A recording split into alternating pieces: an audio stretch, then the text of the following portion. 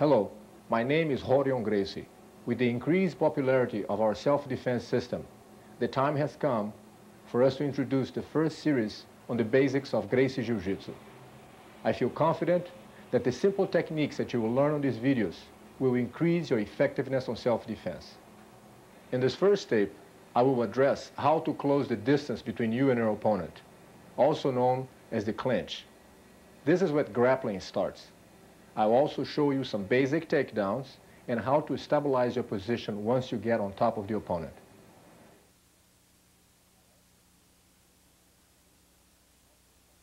In this first segment, we'll see how to close the distance between you and your opponent. Several ways to do that, and I'm going to use my brother Royce so we can exemplify that. Assuming that your opponent is standing like this, what you want to do is that you want to use the kick. First of all, you want to use the kick so that you can close the distance and then come in like that. Once again, please. So the hand goes 1, 2, 3. That's the idea. The kick, it's a safe way to bring you close to him, because if he wants to use a kick from him or whatever, you just can cover that distance and then you come in with this to get to this point. Another thing is if he throws a punch with this hand, you can deflect the hand and come in close. This hand of mine will deflect his hand, and then I come in from underneath like that. If he throws a punch with that hand, you can go under and block him by the waist. And go under here. Mainly, you want to make sure that you keep your hands fairly protecting your face, because as you come in close, even if the aggressor would throw a punch and kind of nick you over the head, something like this, it doesn't really matter. What you want is to be close to him. Then you can work your way around to either trap the arm or continue from here in a different manner. If, for example, if you just would keep your hands in front of your face, throw a kick and come in, this is not going to be very harmful because there's not much space for him to hit you with this. The idea is to eventually get to a hug position. One more time. 1, 2.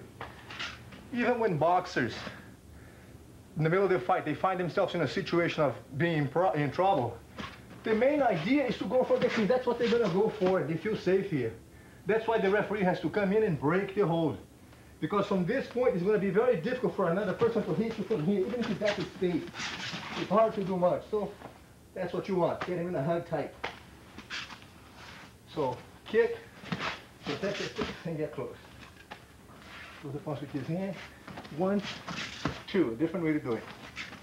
So with that hand, we can go under and block the waist. It doesn't really matter how, but we want to get close to him. The hand should be able to protect your face from a fatal, or shall I say, a precise shot. That's what you want to avoid. 1, 2, 3. That's the idea. A lot of people don't feel comfortable in closing that distance because they don't know what to do from that point on.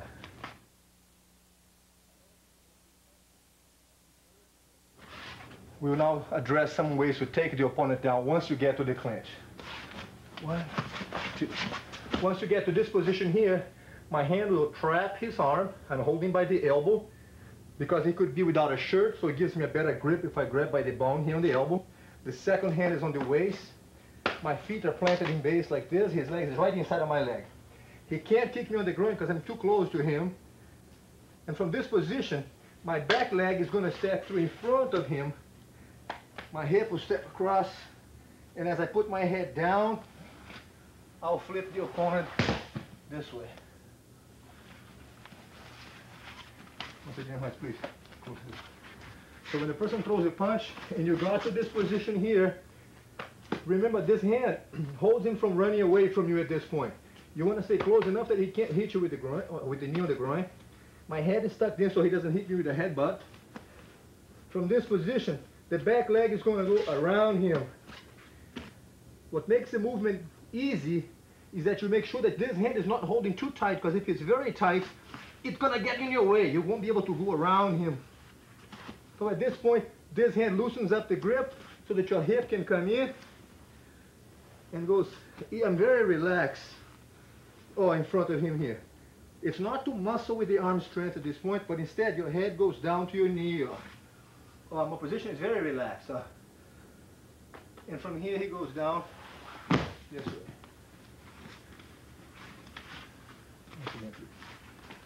So it's 1, 2, trap the arm. Make sure that you trap the arm here, over his arm.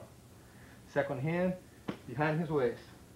Head stuck down, leg goes in the front. The hip, very relaxed, goes in front of him.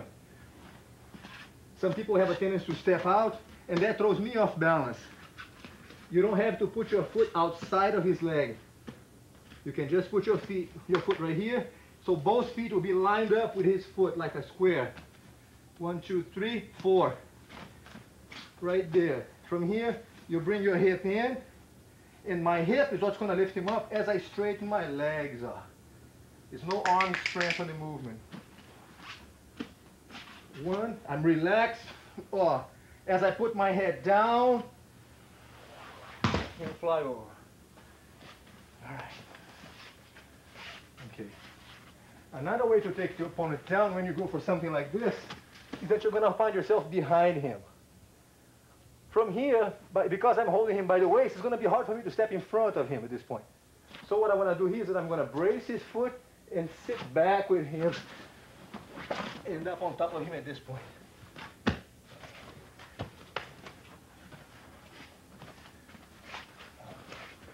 So it's 1, 2.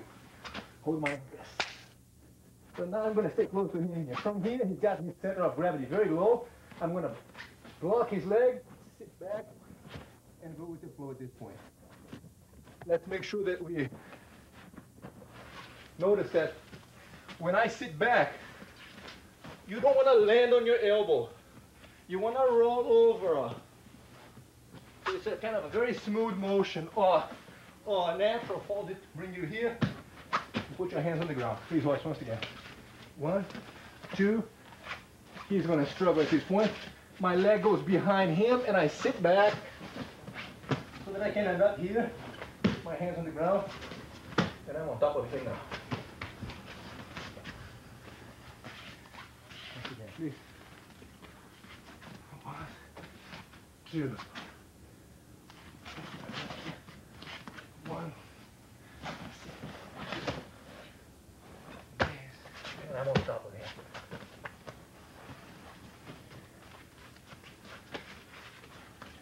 If I do this, and I get close to the guy, he's struggling, and ends up facing me like this, you could also, just by holding your wrist, bend him back, and then go on top of the opponent like this.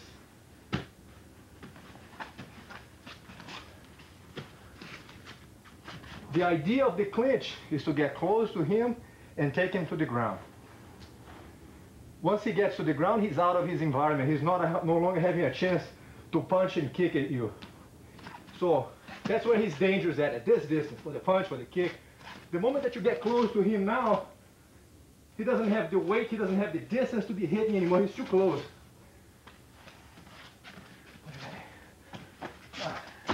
Now they struggle, everything else happens, but he doesn't have the powerful speed. He can't hit with the knee, I'm too close. Headbutt, I'm safe. The punch with his hand is too close. Hold here, and you can bend him back, as I said. It doesn't matter how he's going down. That's what we're going to. Whenever you throw the opponent on the ground, the purpose is to try to end up mounted on him. So 1, 2, from here he's resisting. Down they go. In base to establish a position on top. 1, 2. He's resisting. We could stay here, or we could go to the mounted position, which should be your objective in a fight. Assuming that your opponent is heavier and stronger than you are, you don't want to keep the distance of a punching and kicking with him, because if he's more powerful, he could punch and kick harder at you. That's why we feel it's so important that you're able to close that distance effectively, so that you don't give him a chance. He weighs 320 pounds, 6'8". If I'm trying to punch him, he might have a chance, one good punch and knock me out. So that's why I don't want to stay at this distance with him. The safer for me is to stay close to the guy any way I can. Now, even if you hit off my back, it's a different thing. That's how we're going. We're going to take him to the ground and stay with him. So it's important that you feel that you must close that distance. As I said earlier, a lot of people don't feel like closing that distance because they don't know what to do once they get close to a much bigger and much more powerful opponent. But we're going to be seeing that soon enough. For now, I just want to emphasize that grabbing aspect of it, which is this closing of the distance. You are far away, so he can't touch you from this point. His hand can't reach me, and his foot can't touch me. Knowing that, he knows he has to get closer. That's when I come in with my move and grab him here. So the whole thing is I'm playing with the distance at this point. The hands can catch me, but that's what you want. As I said, there are several different ways to close that distance, and this is just a basic ways to do that. And more importantly is that you have to feel comfortable enough with the idea of going in for the clinch and just feeling confident on the idea. Even if you just do something like this, like the boxers, they don't kick or punch back, they don't kick back. But if you're just like this and the guy throws a punch, now from here I can get close and then wrap the arm. Capitalize on the distance factor, that you stay close, he can't do much from here. One, two, four. One, two. How about right here? Two, you get in here. So once you get close, you can take him down this way and then mount. That's one move.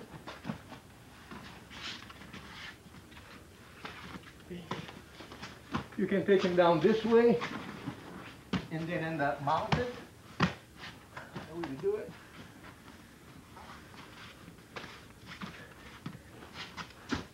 You could just simply bend him back like this and then end up mounted on top of him, establishing a mounted position, which is this one here.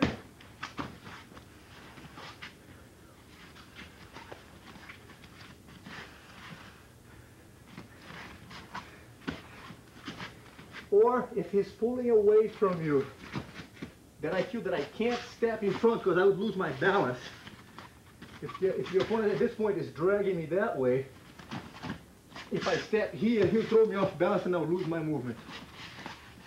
So, when I feel him pulling back, my back leg, down, and then I'll be mounted again.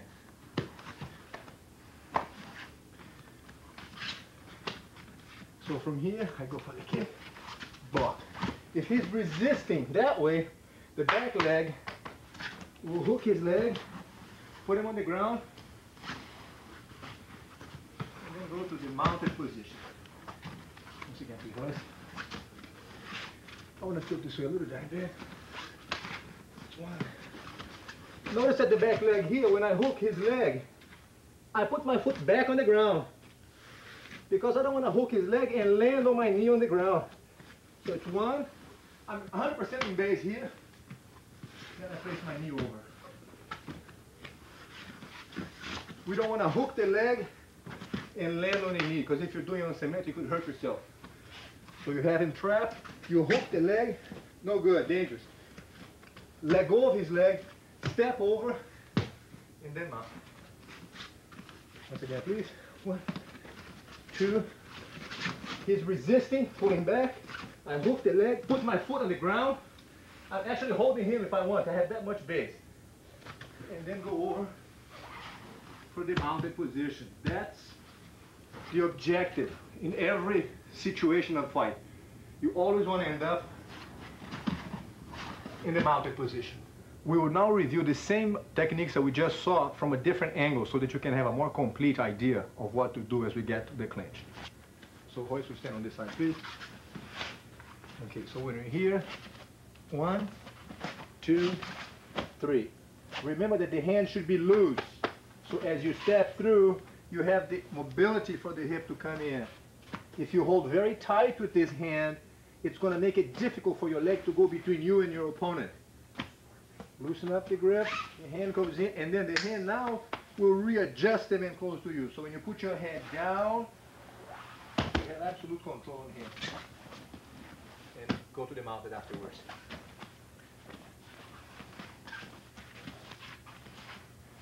So the kick to make him flinch. 1, 2, 3. Gotta hold it down. Step through. The hip comes in. Relax.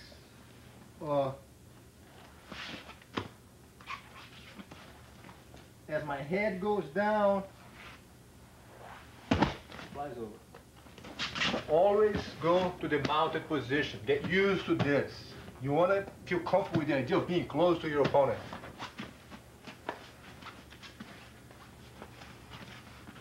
Another takedown is when he throws a punch with this hand, you deflect the hand and get close to him here.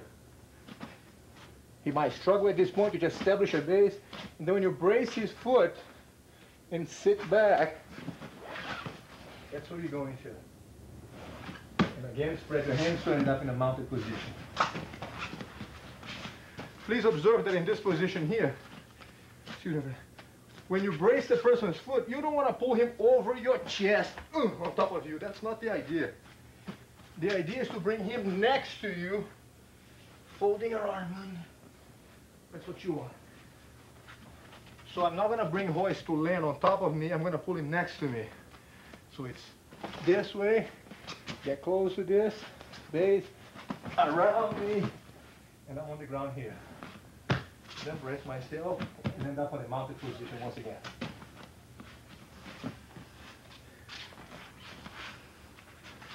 One, two. That's what I want. So a little bit base. Next thing. End up on the top position again.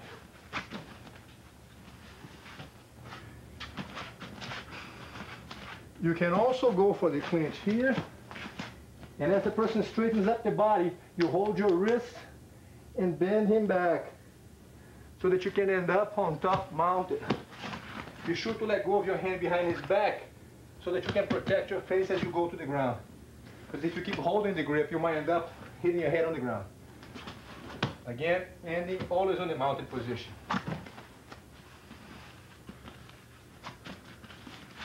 One, two, 16. You can bend him back simply by folding him back by the waist, or you could hook the leg also if you want. And base stand up mounted on your opponent like this.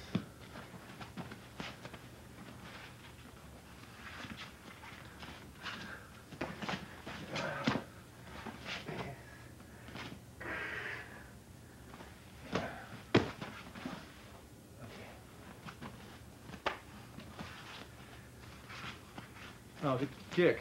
The idea is to aim at the opponent's leg, right by knee height. If he moves back, your kick is going to be used as a step so that you can use that to close the distance. If you stay here, you're going to hurt him on the knee. So I'm doing this, 2, and then holding the weight. Gotta take him back this way. If he's moving back away from me, I might bring my hands underneath him and still bend him back with the leg. And again, stand up on the top mounted position.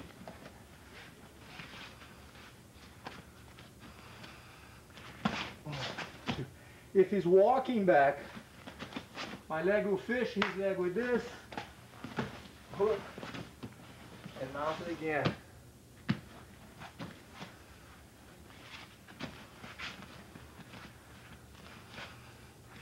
One, two, three. If I'm trying to go for this hip movement, and as I go for the hip, the man starts to walk away, I regain my position, establish my position, and try something else.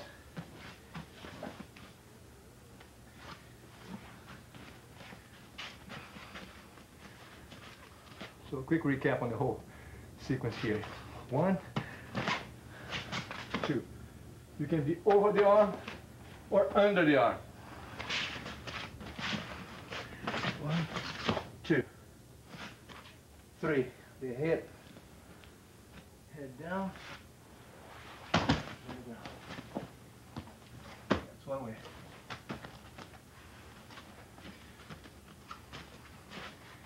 Throws a punch with his hand, deflect the hand, come in here. My leg goes behind. And then mount it again.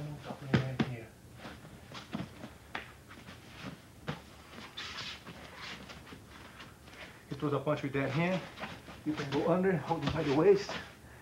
From here, you can do this, back, and end up on top of him again.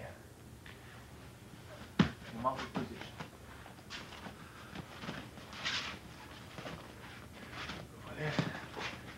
Get to this position here. You can either just bend him back and end up on top of him. If he turns around, finds himself in this position, 1, 2, 3, over here. End up with the guy in this position. Okay, now we're going to see a sequence of these techniques that we just saw at pretty much full speed, so that you can have an idea of the different options that you have to use the techniques that we have just, explained to you.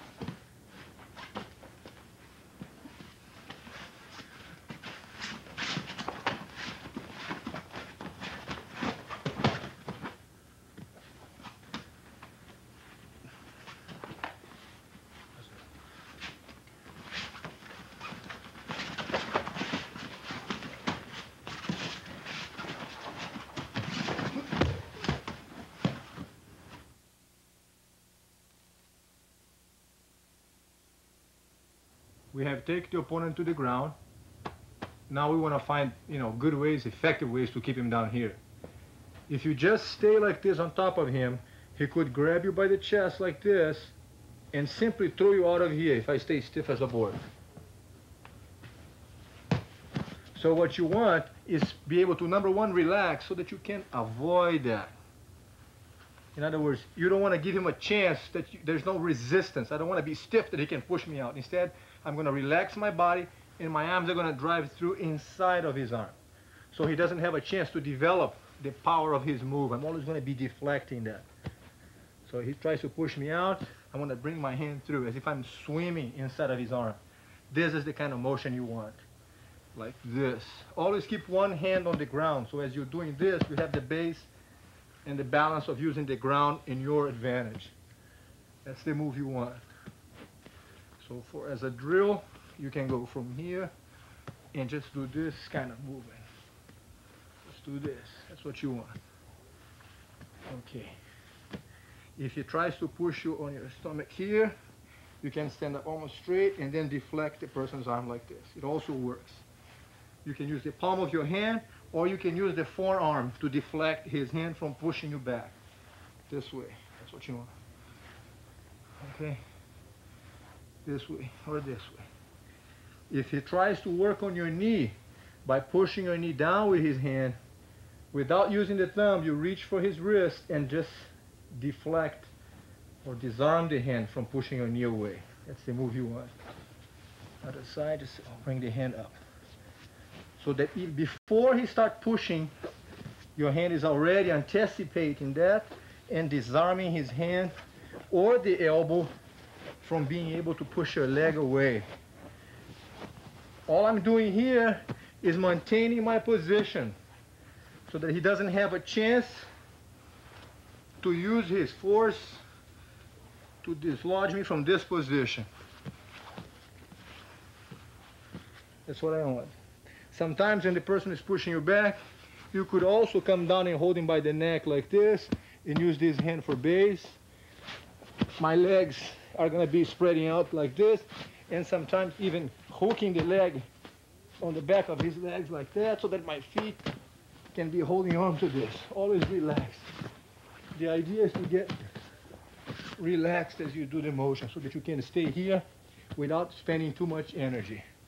If he decides to sit up and push me back, you don't want to get stiff and be thrown off balance. You want to disarm the arm and pull him back again.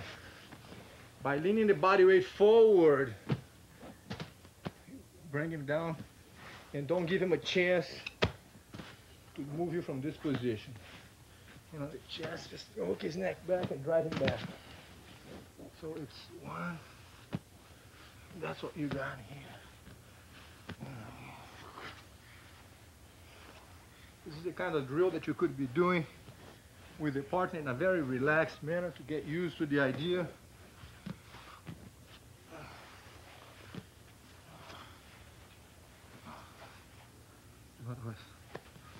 Pull him back.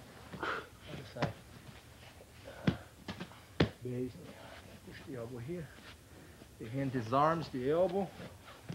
Yes.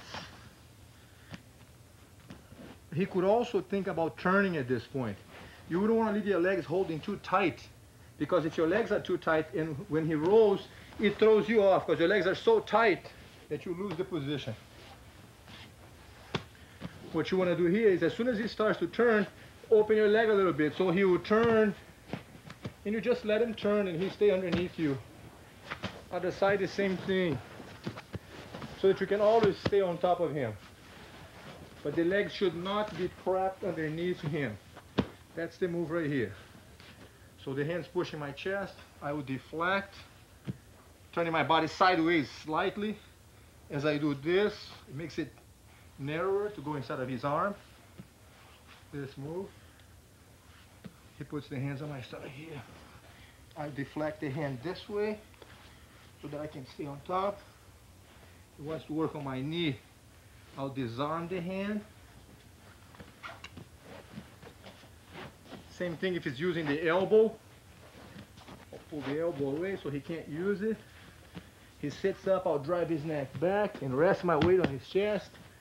And just lean the weight, relax forward. If he turns, I'll spread my hands and open my leg so he doesn't sit and roll over my leg.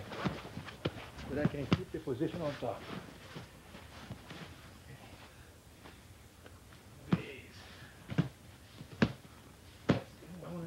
Stay, just kind of ride along with him, then deflect the hands. Always thinking about keeping your center of gravity here. If he starts pushing you to the side, I want to hook his neck with one hand and drive the hand inside, just kind of hooking him behind his neck.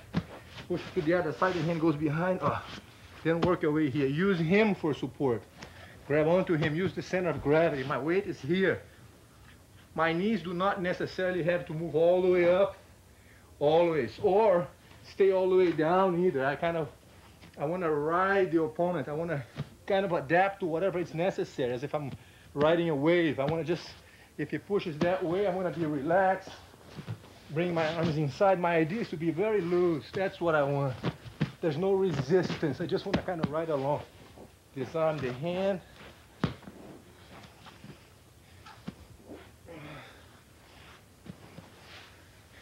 The hands are whatever feels comfortable for you. The idea is to deflect the movement so that he can't use the power against you. There's no resistance.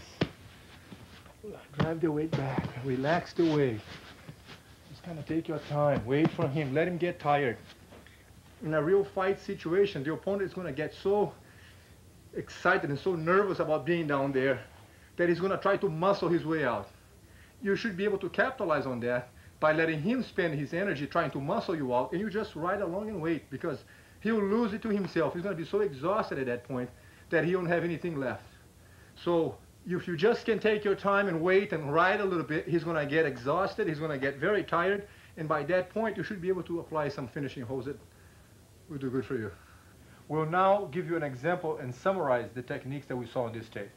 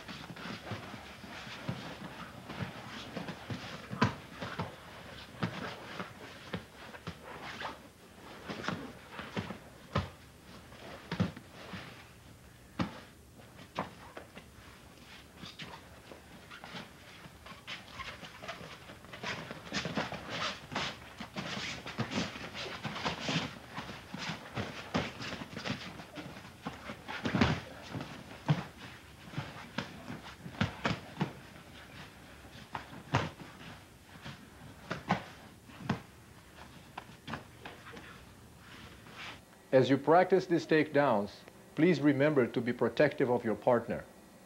This concludes tape number 1. On tape number 2, I will show you how to deal with the mounted position.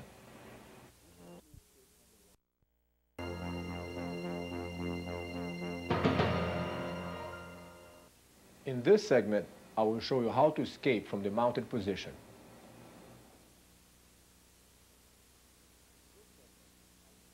This is the mounted position. I'm mounted on hoist. It happens to be the worst position for a person to be in a fight is down here. And the reason is I'm out of reach from his punches and he's within reach of my punches. So for that reason, it's not good to be able to stay here. We have to find a sensible way to get out of this position. Again, assuming that your opponent is bigger, heavier, and stronger than you, if you simply try to push him out, he's going to brace himself and it's going to be difficult to get him out of here. So, this is what you want to do. You want to keep initially both elbows on the ground so that the elbows will limit my knees at this point and I cannot move my body forward than this. So the elbows will hold me at this position. When you keep your elbows here, holding my knees at this position, I will be sitting on your hip. Okay, your hands, one is going to grab like this by the wrist. You want to make sure not to use your thumb at this point. There's no thumb. You want to grab simply like this and glue it on your chest. With the other hand, if I have a jacket, you grab the jacket. If I don't, you can grab the arm right here, either one. So once you have the arm trapped and the arm blocked with this hand, it's impossible for a person to put the hand from this position on the ground. So if I try to move my hand to the ground, I just can't do it anymore. Oh, I can lift you up, but the hand will not go to the ground. Remember, if you just wanted to push the person out, he is going to brace himself with this, and it's going to be virtually impossible to get him out of here. So what you're doing is that you want to trap the arm this way. The hand confirms the arm being held in with this position, and your foot is going to trap my foot, like that, from the outside. Foot traps my leg just like that. Okay? So the arm strapped, back of the arm here is strapped, and the foot is holding my leg. With all my right side blocked like this, what you want to do is slowly lift your hips straight up. Okay, because I don't have the hand to brace myself, I will fall. Once again, please. The same technique will apply if the person is trying to hold you by the neck like this, strangle your neck. You get his wrist, second hand comes in here, always keeping your elbow inside of my leg. Trap the foot to the same side of the arm trapped, so everything is on the same side is blocked, so that I can no longer reach out with my hand and prevent myself from falling. And as you lift your hip up, my hand is blocked, and I'm out.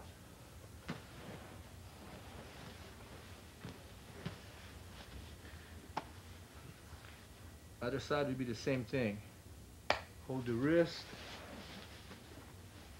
block the arm, keeping the elbow in here, lock the foot, and as you lift your hip slowly straight up, I don't have the hand, and I'll lose the balance.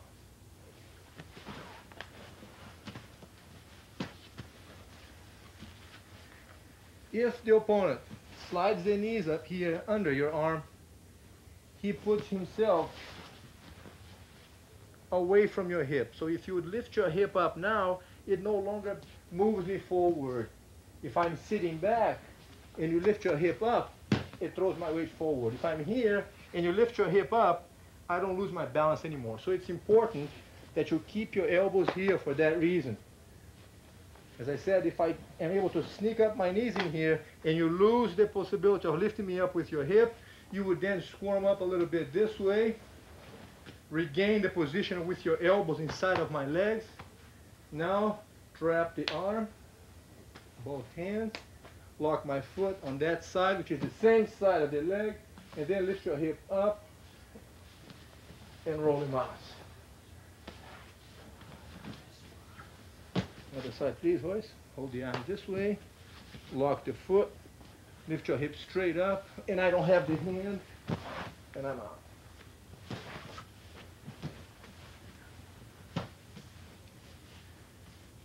If the person on top keeps the arm spread out this way, okay, instead of trying to grab you on the neck or hold you by the jacket, if he keeps his hand on the ground like this, you could also reach out over the arm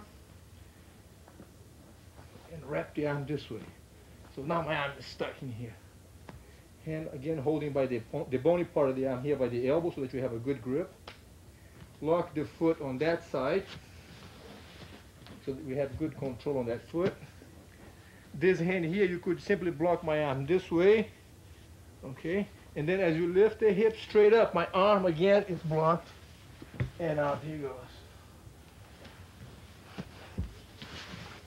The idea is to block one side completely, because if you just try to push the person out, he is going to brace himself instinctively by spreading the hands on the ground.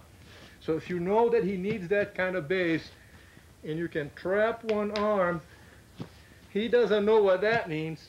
He's only going to realize what that means after you lift your hip up. Lift your hip up, boys. I can't have the free hand anymore, and I'm out. So if he keeps the hand spread out like this, you can reach out over the arm, trapping my arm. Remember that when you practice this with a partner, be sure to close your fingers at this point, so when he lifts me out, you don't leave your fingers bending backwards. So close your hand like a fist, so as the person on the bottom lifts you up for practice, yes, you don't hurt your hand. Okay. If the person's got the arm across the neck and he's squeezing your neck, the idea is the same, is to trap the arm, control the elbow here, behind the elbow, lock the foot on the same side, always the same side, the arm and the leg on the same side, to make sure that I cannot step out or brace myself with the foot or the hand on that side. So as I lift the hip straight up here, my arm is blocked, and I'm going. Other side, please. Trap the arm, block the foot on that side. There you go. It's always the same side. And then lift the hip straight up. My arm is blocked, and it's going. When you roll the person out,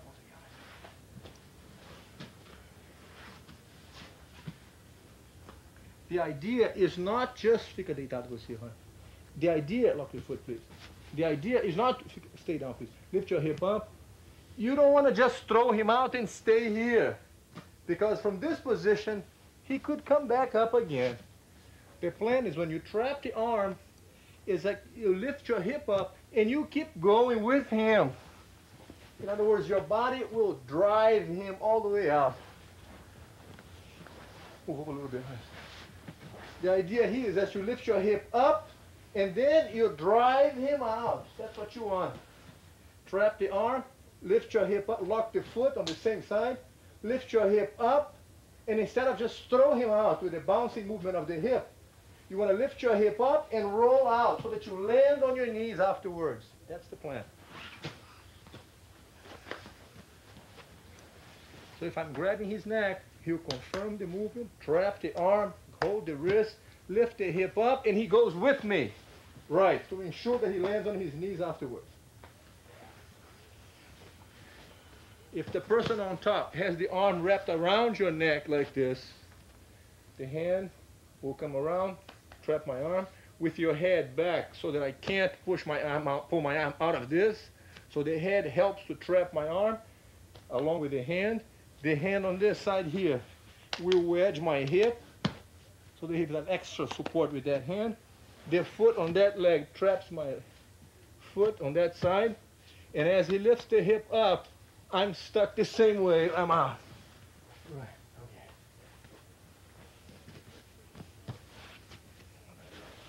He's got your neck here. Confirm his grip. Make sure to use your head back so my arm doesn't get out of here. Doesn't come out from underneath your head. Wedge the hip with the hand like this on the hip bone. Lock the foot on that side. And lift your hip up. Yes, and out it goes to this kind of movement.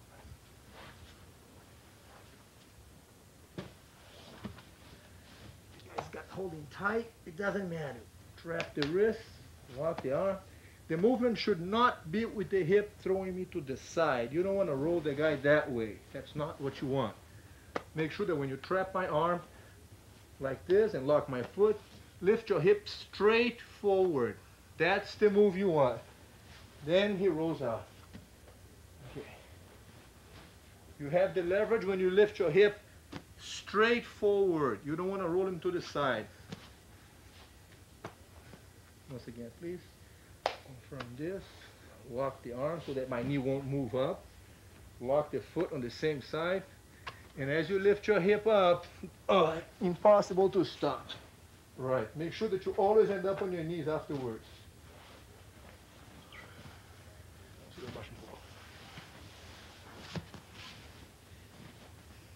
The person is holding you by the wrist. You could confirm his grip. Even if you can't use this hand holding my arm, it's all right because I'm almost committing to the move as I grab your wrist. If the guy is so much stronger, so much more powerful that you can't move a finger at this point, take advantage of the fact that he's holding your wrist, lock the foot, because if I don't put my hand on the ground, I'm going to lose my balance. So even if I would hold your hands like this, lift your hips straight up, the fact that I don't use my hands throws me off balance. Again, please. If you can confirm this so that you don't be at my mercy in letting go of the hand, so you don't leave it up to my decision to let go of your wrist and brace myself, it would be even better if you can make sure of this. So now if I decide to let go of your wrist and brace myself, I can't because my arm is trapped. So from this position, we lock the foot again, trap the wrist, confirming my grip.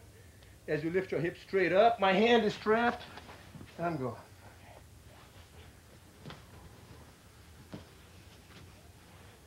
If the person were to grab your arms or something like this, here we go again.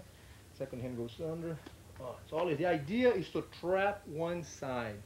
If you can prevent my hand from spreading the base and saving myself from falling, I'm out of here. So the trick is to hold the arm, keep the elbow closed so my arm can't get out. Now lock the foot, and as you lift your hips straight up, I don't have a hand anymore. That's what gets him off.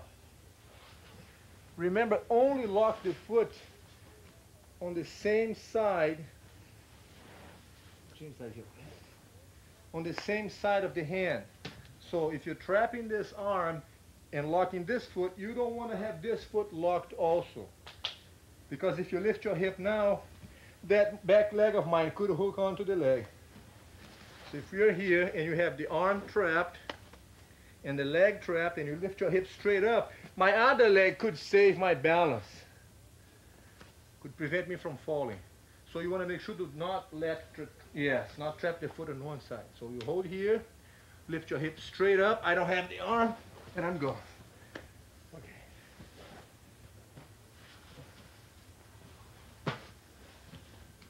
So the person's trying to strangle or bracing himself. If my hands are kind of far away, you could reach for that and bring my hand towards you here. Trapping the arm and lift your hip up. Yes. Okay. If he's so strong that you can't bring his hand in, you move towards his hand. It works too. Trap the arm this way, lock the foot, lift your hip straight up, and he's out. Other side. Once you grab the arm, he can't get the hand out. Lock one foot only, lift your hips straight up. Yes. Always end up on your knees.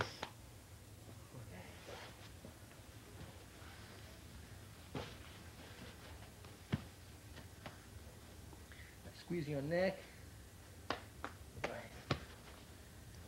Trap the arm. Lift your hips slowly straight up. And he's out.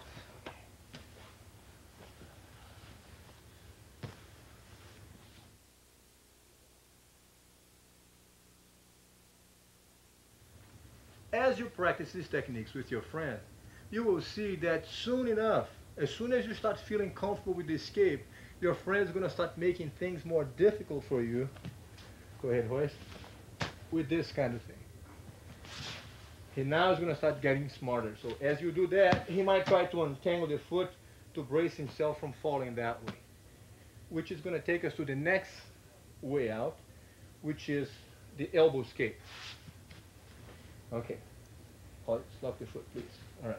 So if I'm here, and the person now makes a point of untangling the foot, when Hoist traps my foot, if I start doing this number so he can't catch my leg, okay, we're going to do the elbow escape, which is when your elbow goes under my leg, from here, bring your knee underneath my leg, hook my leg with your foot, put both hands on this knee, slide your hip away, and bring the legs around to put me in the guard. Once again, please. That's right.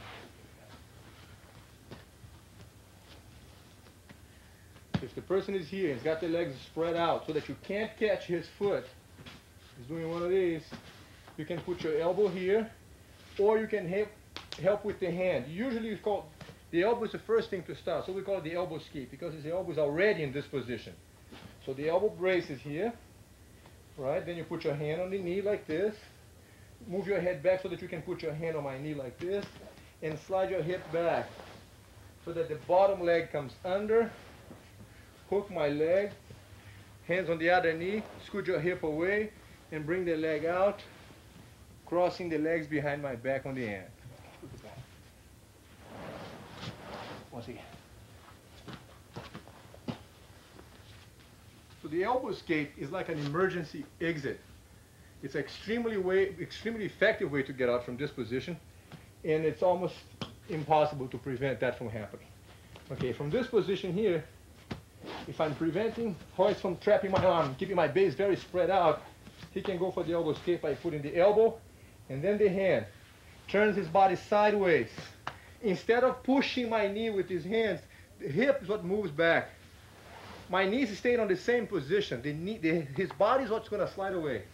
Then he puts the hand on the knee, bring the bottom leg out, catches my foot, slides the hip back the other way to bring the knee under, to then cross the legs behind my back. Okay. I want to show you a drill here that's going to make it easier. Okay. The idea is from this position here, laying down, you want to keep your foot planted on the ground and your shoulder on the ground so that you can swivel your hip under. That's the move.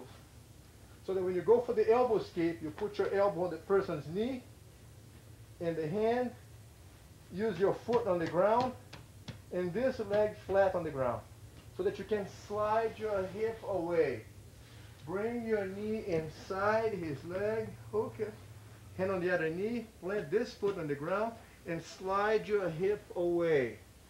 Bring the leg out and cross your legs on the end. Once again, so from here, the elbows are on the ground next to the person's knees. It's one, like this, one, get the leg out. Two, get the leg out. What makes it easy to move my hip is that I have my weight, my hip off the ground. My hip is off the ground. I'm putting the weight on the foot and my hip swivels underneath. So it goes under and out. And under and out. That's the move. So that's a very good drill from laying down position like this, elbow on the ground and scoot your hip away. Elbow on the ground, scoot your hip away. And eventually cross your legs. Please.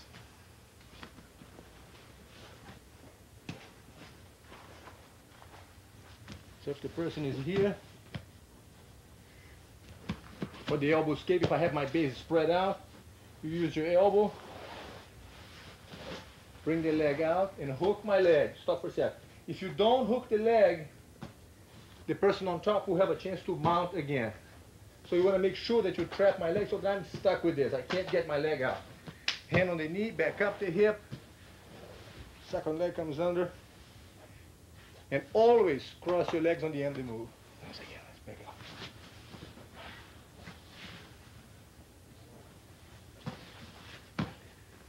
So if I'm here, movement is wedge your elbow on the knee, slide your hip away, get the leg out and trap my foot. The hip is what moves. You don't want to push the person's knee away. Instead of pushing a heavy person knee away from you, let the knee be there and just slide your body away from him. One more time, please. If I'm in this position, that's the move. I'm staying, my knees will stay planted on the ground. His body's what moves away. Okay. So if the person is here, that's the move. Elbow on the knee, sideways, get the leg out, hook my leg, get the leg out, and then always cross your feet on the end. Make sure that you cross your legs to force the person in my position here to get locked inside of your legs. Okay, we'll now do a recap on the sequence that we've seen. Okay, if the person is going to have you by the neck, trap the arm, keep your elbow in, locking the foot, and lift your hips straight up. Okay. Other side, trap the arm, lock the foot, hip goes straight up, and here. Okay. As you can see, in this way to escape, when Royce traps my arm like this and locks the foot, he is on the bottom position right now, and as he locks the foot and lifts the hip straight up, he is now on top. Okay. And then we talked about the other way to escape, which is the elbow escape, in which he wedges the elbow on my knee. Instead of pushing my knee, he moves his body away, brings the leg out, traps my foot, hand on this knee, bring the leg out, and then cross the leg. The fact that I end up on top of him, apparently on top of him, does not necessarily mean that I'm in an advantageous position. The fact that I'm inside of his legs, it's a very good, advantageous, and classic defensive position for Royce at this point. So don't think that just because I'm on top means that I'm winning the fight. That's not necessarily it. Okay? Let me go back to this again, please. So here I am on top because I'm sitting on his chest. Here I am inside of his leg. It's a whole different ballgame. Okay? Once again, right? So from this position here, he wants to trap the arm, lock the foot. I can't get my arm out. As he lifts the hip straight up, he gets up. Okay. If I have my hand under his neck, he confirms the grip with that hand. The head goes back so I can't get my arm out. Wedges the hand on the hip. Locks the foot on that side because it's the same side of the arm that is strapped. And as he lifts the hip straight up, I'm out. If I spread my hands like this, he then can put the hand on my knee. He can use the hand with the arm straight like this, or if my knees are too high, he puts the elbow because it's a better wedge. Elbow with that arm and the hand on this knee. Turn the body sideways. Get the leg out. Lock the foot. Scoot the hip away and cross the legs. Let me remind you that the person that knows Gracie Jiu Jitsu is always with the advantage. So as you probably noticed at this point, when Royce traps my arm here and locks my foot to lift me up, he now is on top of me here and can take advantage of this position.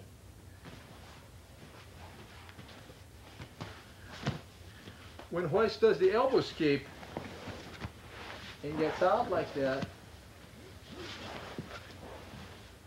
I am now inside of his legs or on his guard. And if I don't know what to do, it's bad news for me. So because he knows the techniques of Gracie Jiu Jitsu, even though he's on the bottom, he still can capitalize on that. So the fact that he's on the bottom doesn't necessarily mean he's losing, or the fact that he's with the legs in this position, because he knows what he wants, he still can get me out and be on top and capitalize on this position also.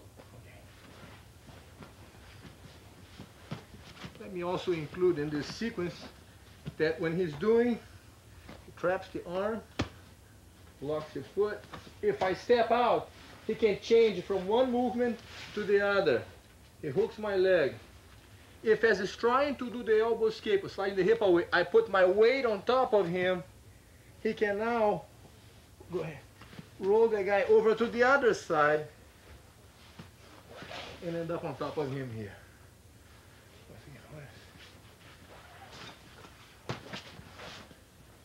So he starts by trapping my arm, lifting the hip up. I block the move. He defends that. As he scoots the hip away to put me on the other, I catch him here. He now rolls the person to the other side. And he's on top of me here.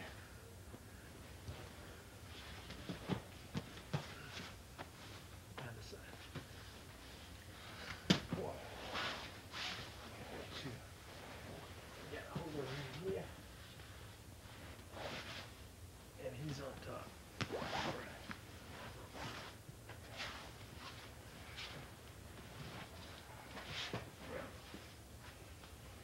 Remember that the technique should be repeated at this speed, very relaxed, effortlessly. And that's one way out. I spread my base, he does the elbow escape, bring the leg under, traps my foot, cross the leg, yes, okay. Find here. Locks the foot, I step out, traps my leg. If I put the weight on top of him, he can just feel the weight going, and over we go. Mount the leg, yes. Okay.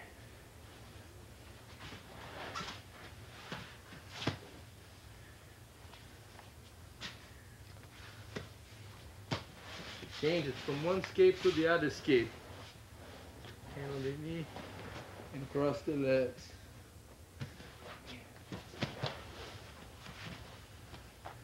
His arm. If you can, flip him out so that you can go on top of him. If there's a chance, you always want to do this escape first. Okay. Only if the opponent resists or prevents you from doing that, then you change the move. Put your hand on the knee and put him inside of your legs. You are no longer with him on that worst position, with the mounted position. You're already out of that. We have him inside of your legs now. It's better to have him here than have him here on top of you. So for the person on the bottom, you prefer to have him inside of your legs, okay? If you're gonna be on the bottom, you wanna have him inside of your legs.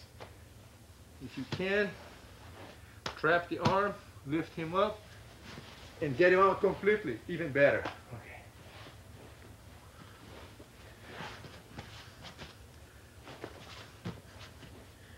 So if the person is here and grabs your neck and you trap the arm, and he now does this, he changes.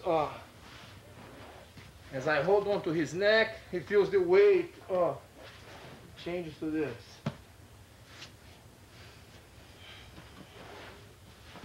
If he decides to grab onto you doing this kind of thing like this, you want to untangle your foot, take advantage of this hook that I have, hold my arm, wedge my hip, and then lift your hip up, because if this leg is free, I lose control in the position.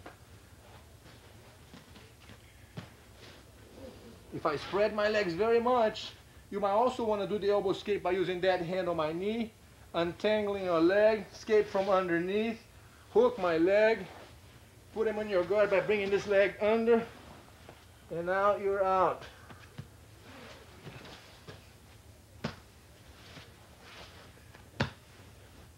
Same thing, please. Do this, bring your leg under. If I resist and hold on tight, take advantage of his weight.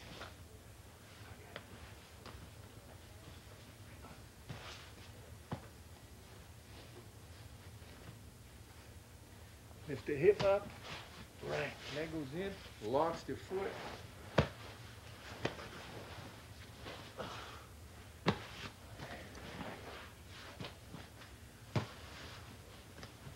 If when you're doing this, he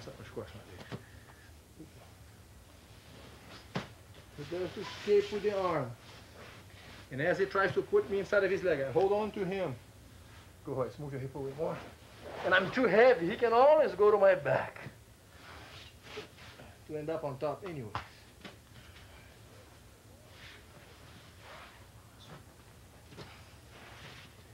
So if I'm here or squeezing his neck, he locks my arm, traps my foot, lifts the hip, I step out, he does this move, moves the hip away.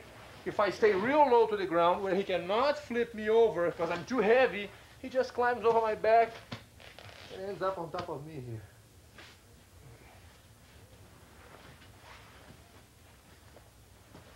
Your goal in a fight is to end up in this position.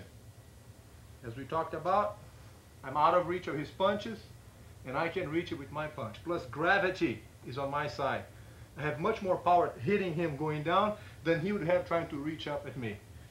But not only for the hits, because there's more techniques to do in a fight than just trying to punch somebody.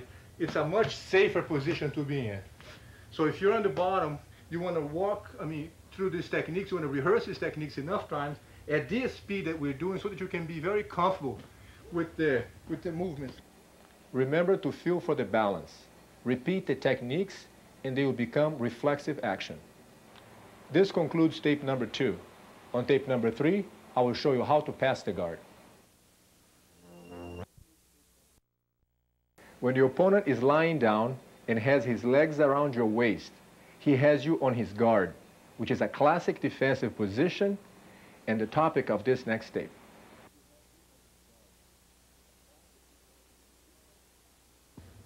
This is the guard position when the person has the legs wrapped around your waist. If you have to be on the bottom, you want to have the opponent inside of your legs like this.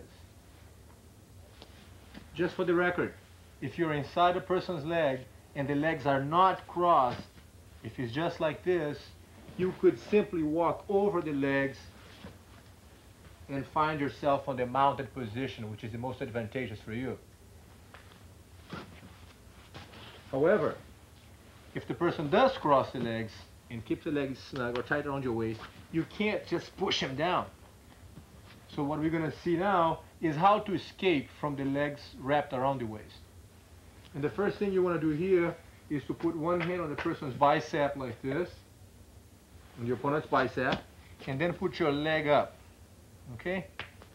When you put your leg up, a gap is going to happen inside of his leg. So I put my leg up and my hand can now turn. I turn my body slightly sideways so that my hand can go under, and I will wiggle my shoulder underneath his leg, all the way under the shoulder. From this point, my hand will reach out and grab the cloth. If he has a jacket, I'll grab the jacket. If he doesn't, I'll just hold over the shoulder. The idea is the weight of the leg is being carried by my body, not by my arm. I will grab the cloth, shift the position of my legs, putting the back leg up and the front knee down on the ground.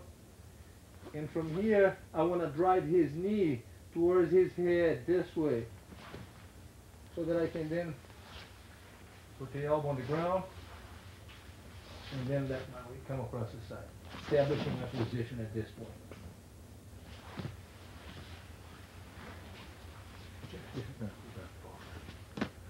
So the leg goes up, I'm in this position, hold the arm, put the leg up, find myself in base so that he cannot just push me to the side and throw me off balance.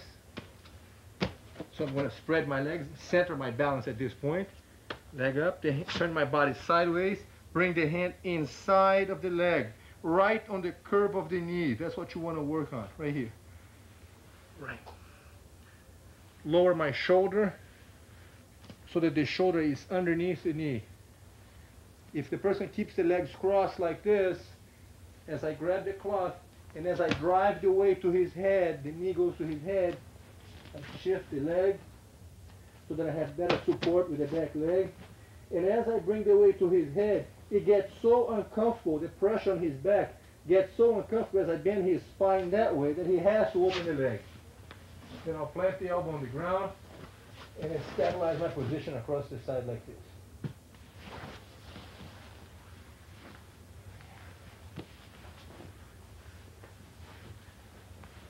following this person's leg. If the legs are not crossed, I'll just walk over. 1, 2, and set. If he does cross the legs, I will put the leg up, thinking of my balance, no rush, hold the arm.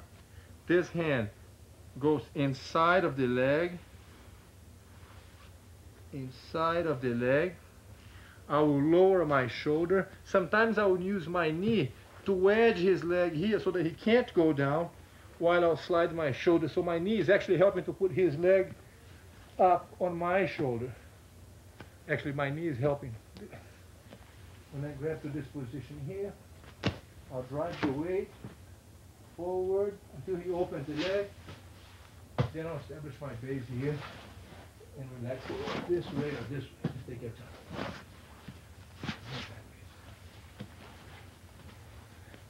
Do the same thing on the other side here.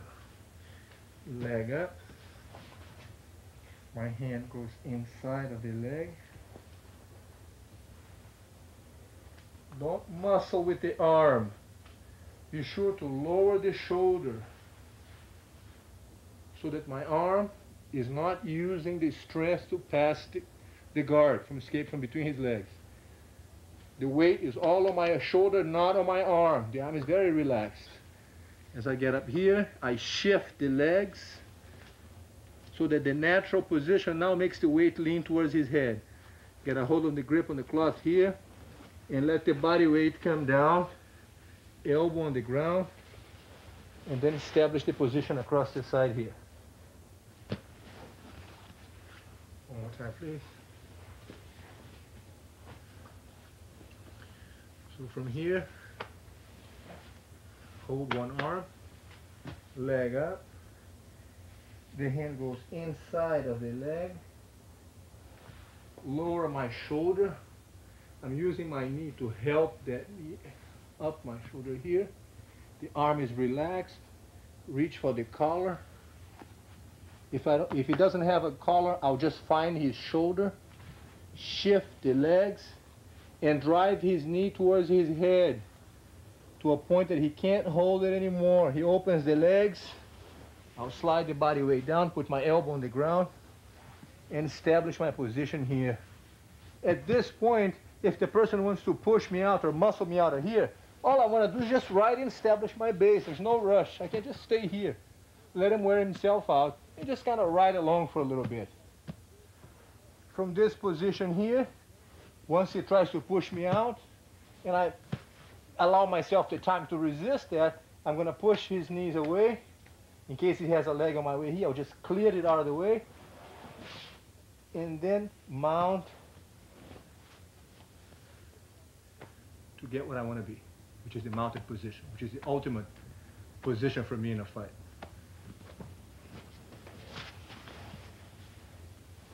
I'm here.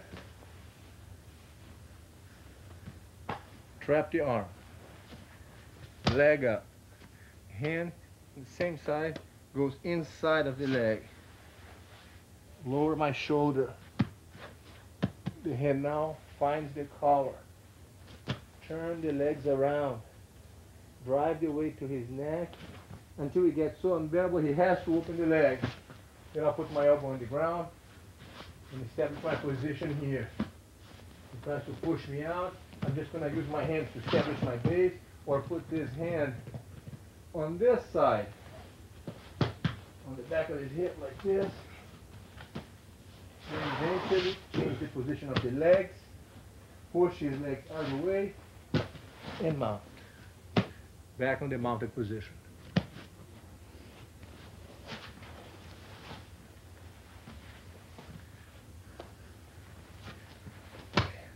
So, as you see, the person can be on the bottom here. He could be doing a lot of different, chokes and different attacks and different arm locks and things on that line.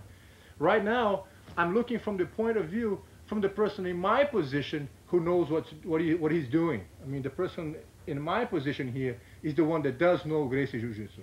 If the layman on the bottom, all the thing he's doing now is keeping the legs crossed, I'm finding a way to technically avoid that. So that's the idea when you find, when you find yourself in somebody else's legs, is to hold one arm, leg up. He doesn't know what to do here. He's just holding with the leg. I bring my hand inside of the leg, lower the shoulder, go around, go to the chest, the legs, and establish my position here to mount and keep this kind of base. That's what I want. From here, I'll push his knees out of the way and mount the leg. Okay.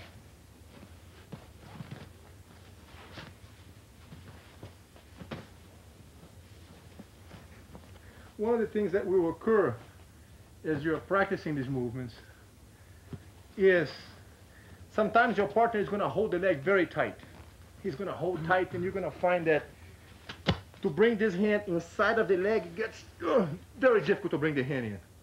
So you're going to find yourself having to use strength on the arm, which is not what you want.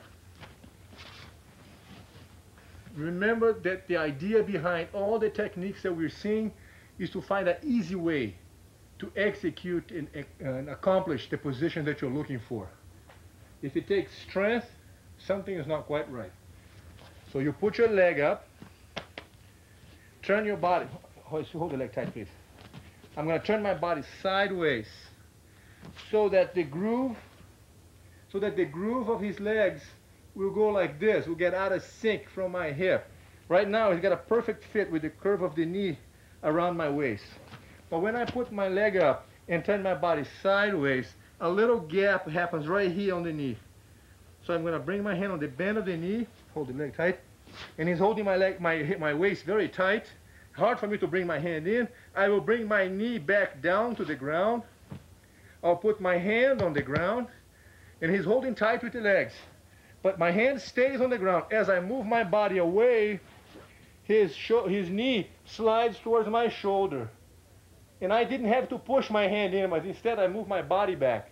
From this position here, this hand can feed the cloth to this hand. Shift the leg, again driving the weight to his neck until he opens the leg, elbow on the ground, and lay the body weight across the side, establishing my position. And then sometimes this hand goes to this side so that this leg does not go underneath my body. I'm blocking his leg with my arm. Push the knee away and mount the leg.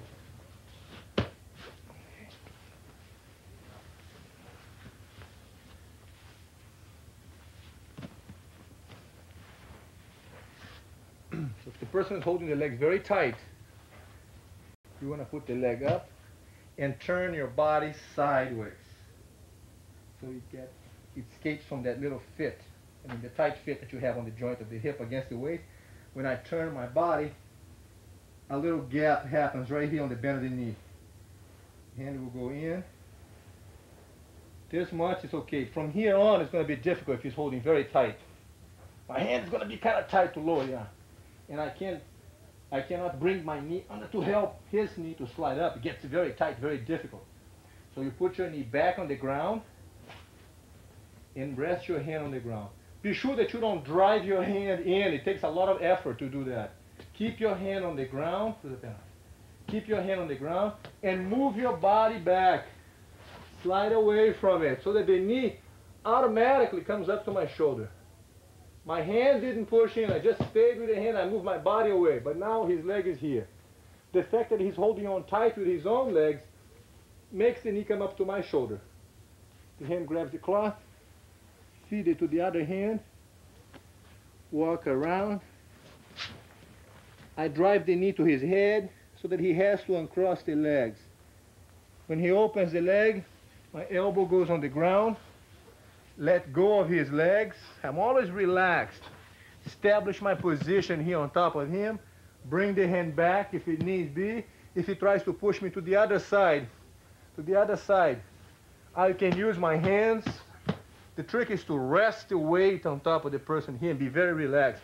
Be sure that your weight is centered on his chest so that the whole body is real loose and he feels the maximum weight. The hand controls from this side to this side. And turn. In case his legs are on your way, you clear the legs out of the way, and then the foot goes over to bring you back to the mounted position.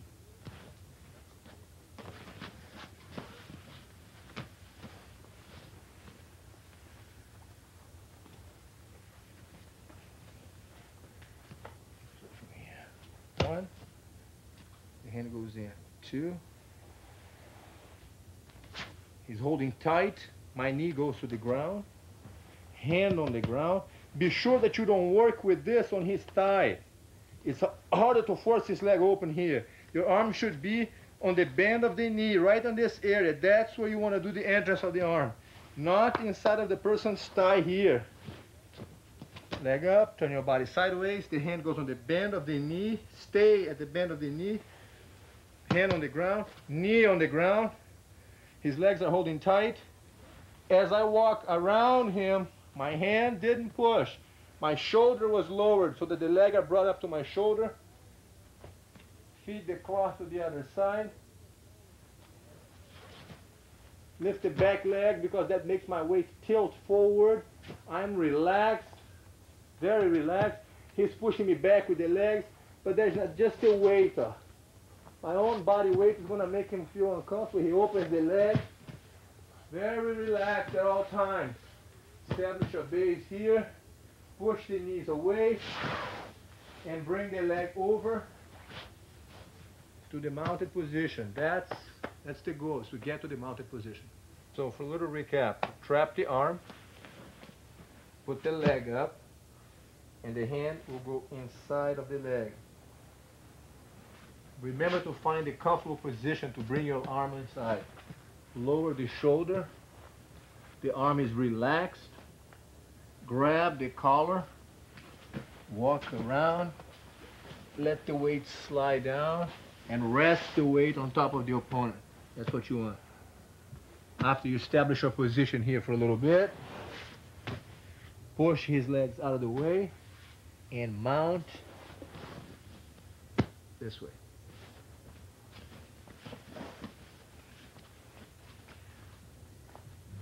Sometimes when you're getting ready to pass the guard and you do this move or bring your hand inside, the opponent could just open the leg like this. If he opens the leg and lowers the leg, you could just simply walk over his leg like that, push this leg out of the way, and be mounted. That would work.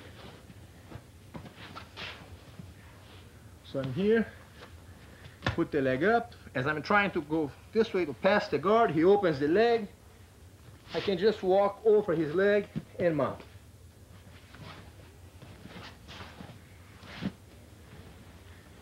Or I could be doing this. As I get lower to pass the guard here, he opens that leg and lifts his leg kind of high. So it's okay to let go of this arm, bring it inside of his leg, and totally change sides on him to establish a base this way. Sideways we sit, push the leg out of the way, and back on the mounted position. One more time, please. So as you put the leg up to pass the guard, and the hand goes inside, as I get ready to lower my shoulders, he might uncross the legs and leave the other leg kind of high. My hand will go underneath it, across the side. I'm here. Establish my position. Push the legs out of the way and back on the mounted position.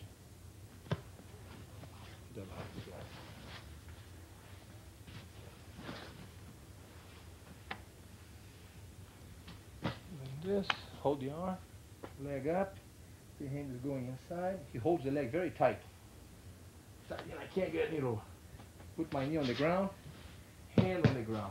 As I walk around and get to this, he opens the leg on the other side. My hand can go under and do this, lay across the side, clear the legs out of the way, and mount.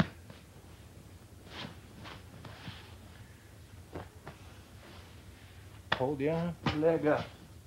The hand goes inside, turn your body sideways, lower the shoulder. If he opens the leg and leaves the leg very low, it's okay to just walk over. If the leg is low, it's okay to just step over with your knee here. 1, 2, 3, and mount.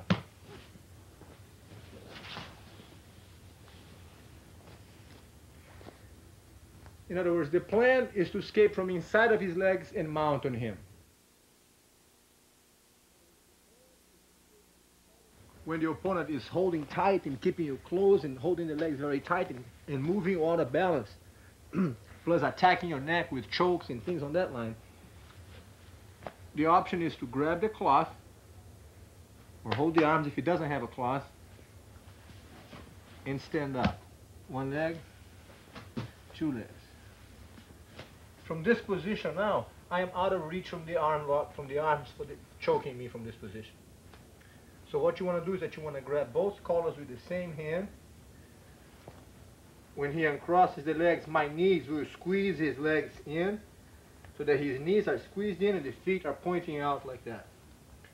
So that my hand can go inside of his leg, lower my shoulder in, grab the cloth, and walk around, leaning across the side, pushing his knee away, and bringing the leg over.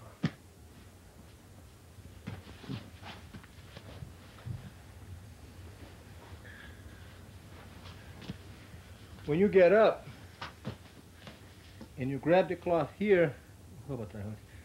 You want to get comfortable with the idea of holding this so that he doesn't grab your feet with his hands and pushes you back. So it's like I'm riding here. My knees are bent. I'm holding the collar, and I'm going to keep myself, if need be, pulling forward. Pull myself forward so he doesn't push me back. I'm going to keep this position. If he keeps the leg crossed, my hand will go inside of his leg. I'll put my hand on the knee, and then I'll pry his leg open. Trap the knee with this. Grab the cloth. Walk around. And let my body weight rest on top of him.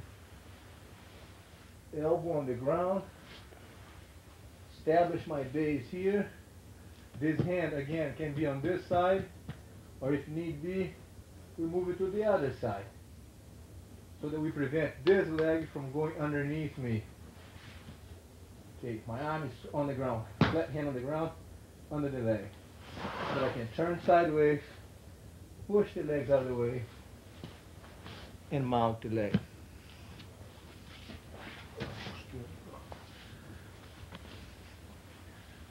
Once again then, grab the collar, put the leg up, stand up here. If you are in a comfortable base, look, the weight is on the legs, on my hip. I'm not muscling him. I'm in a comfortable stance here that the person can easily grab onto me here. I'm out of reach, he can't choke me. I got the collar with one hand. That's the move. The legs will come in and snug his legs this way. So if he grabs my feet and tries to push me back, I have the hands to support myself from falling back. And this hand will fly back. Grab the cloth. I want to keep this snug so that I can come down with this and keep the weight close to him. Establish my position. Change the legs. Push it away. And mount the leg.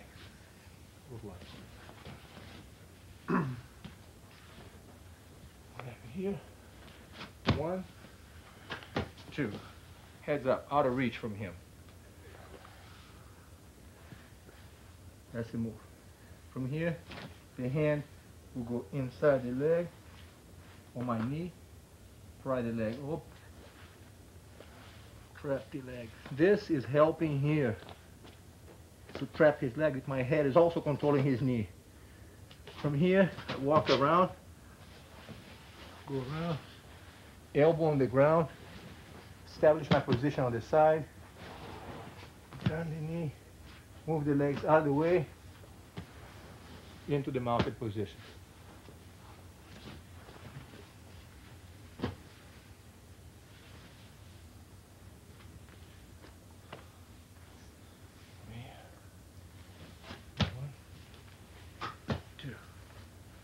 Grab the collar.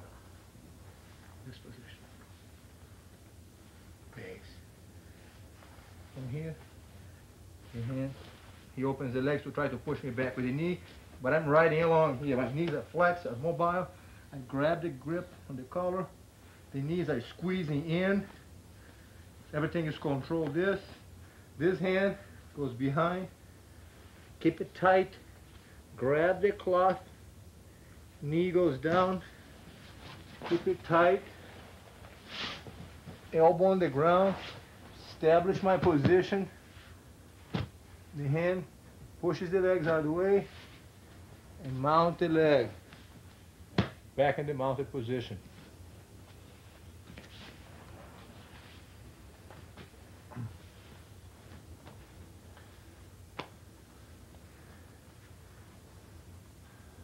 Continue here. 1, 2. If the person is holding me very tight and it's got a good grip on me here, you could lift him up and hit him on the ground. It's a very dangerous move for the person on the bottom. To lift him up and bing, hit him on the ground. So the defense for the person on the bottom would be to uncross the legs. Because when he uncrosses the legs, I can no longer pick him up. He's too heavy on the ground now. So now that he uncrossed the legs, I have the grip on the cloth. The hand goes back. Grab the cloth. Walk around. Down. Establish my position. Yes. Push the knees away and mount the legs.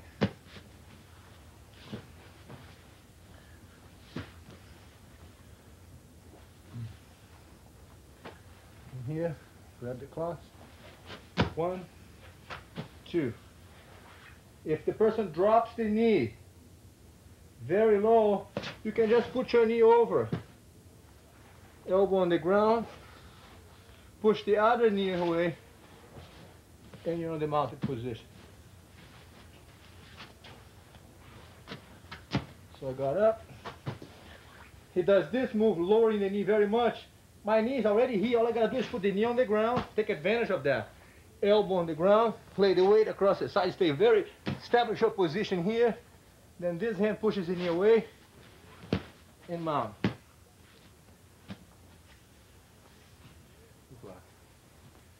On the other side, the same thing. I got up, he lowers his knee. I don't want his foot to go in my hip, huh? We don't want to give him a chance to do that.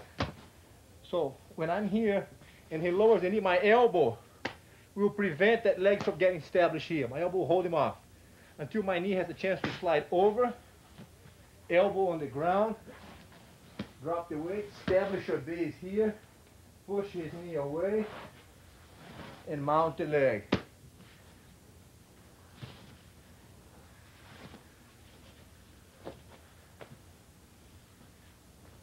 Like we did on the ground, sometimes when you get ready to pass the guard this way, and you're going for this, he might want to open up the other leg.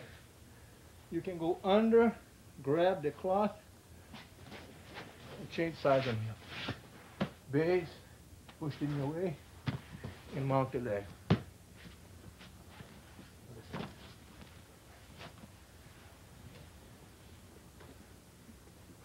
So from here, get up. I'm getting ready to pass the guard here. And when I get to there, he starts opening the other leg. My hand can go under his arm. I'm sorry. My hand goes under the leg. Go across. And then across the side. Establish the position and mount the leg.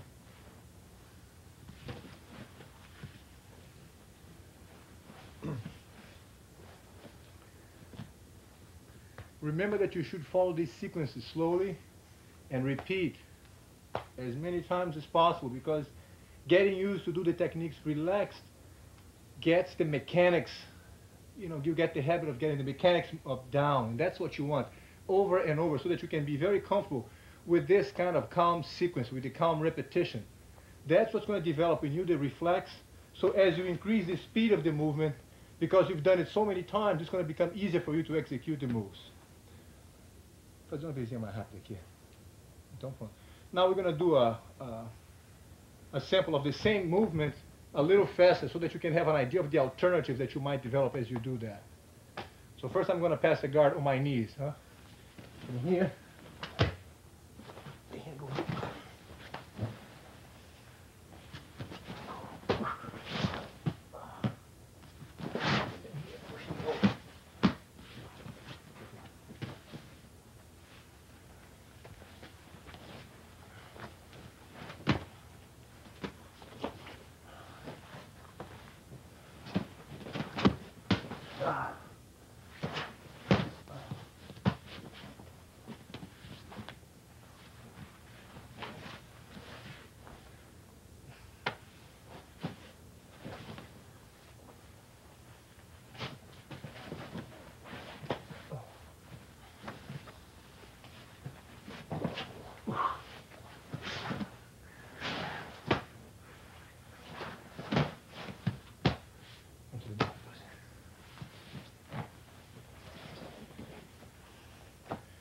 Now using the option of standing up.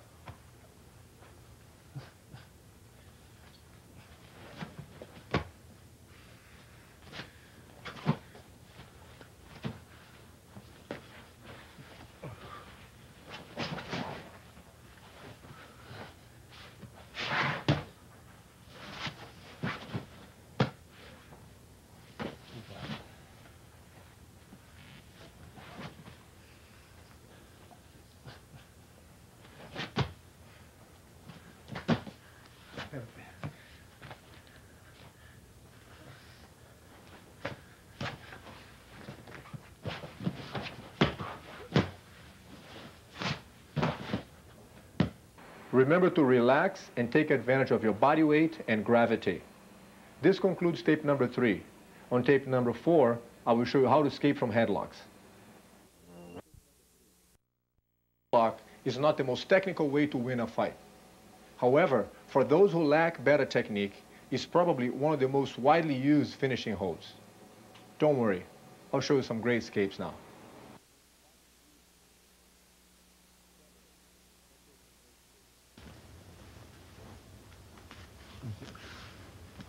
The first thing you want to do is avoid getting your chest crushed by the other person on the headlock in this position.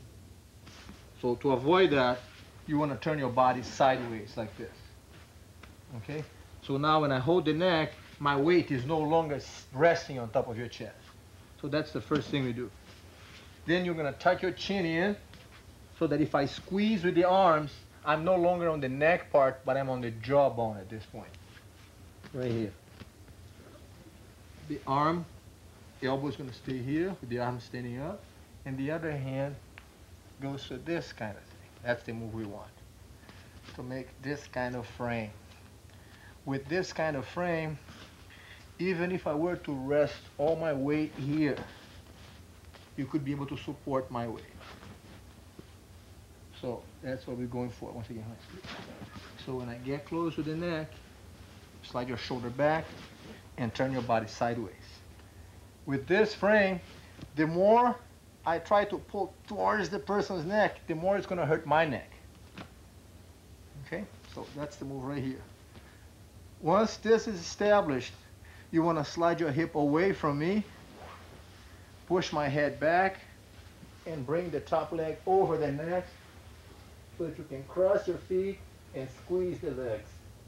Okay.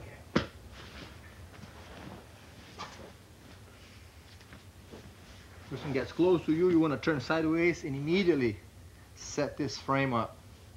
The elbow should be resting on the ground here. He can't force it down because of the leverage that you have as a result of this frame. That's what you're looking for right here. Steady frame. It's a good idea to put the blade of the wrist against my neck so that the more I push down, the more it hurts my neck at this point. I'm holding the neck. You slide your hip away. I lose the support on my back, and the top leg goes over. Cross your feet and squeeze the neck. Right.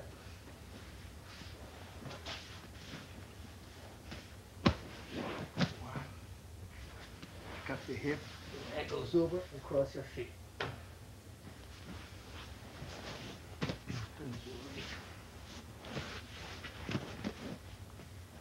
Tuck the neck, back up your hip. Yes. At this point, it's important that you realize that the bottom leg should not be caught under my shoulder. Make sure that the legs are one on each side of my neck. Let me just review this real quick. So we go to this move here, elbow on the ground, back up your hip, push the leg back, and the legs trap around the neck. Okay, let me do this on the other side here.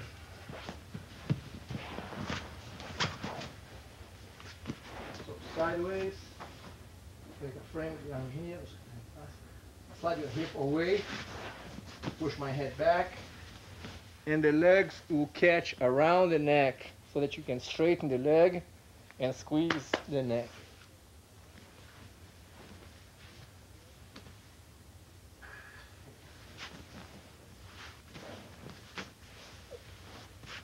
And then squeeze the neck.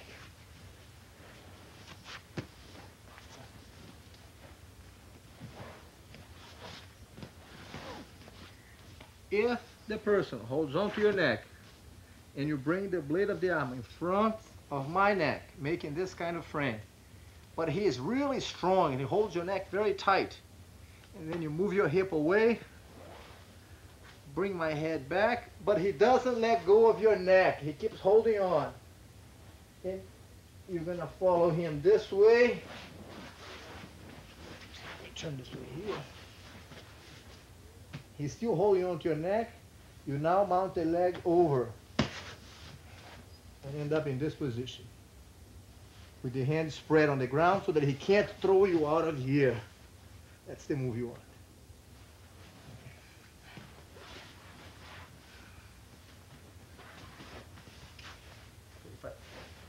The aggressor grabs your neck here, you slide your hip away, push my head back, the leg goes over. He doesn't let go of your neck. Make sure that you use your hands on the ground for balance. The hand should be able to move around. The leg goes over. He still got you on the neck. Your hands are spread out so that he can't throw you out of this. Okay.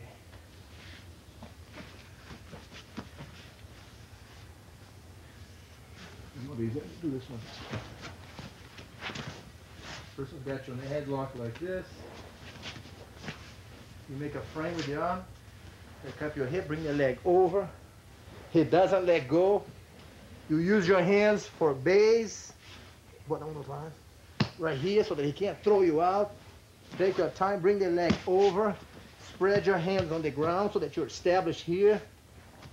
Right, that's the move you want. So that your hands on the ground will prevent him from throwing you out and end up in a mounted position like this.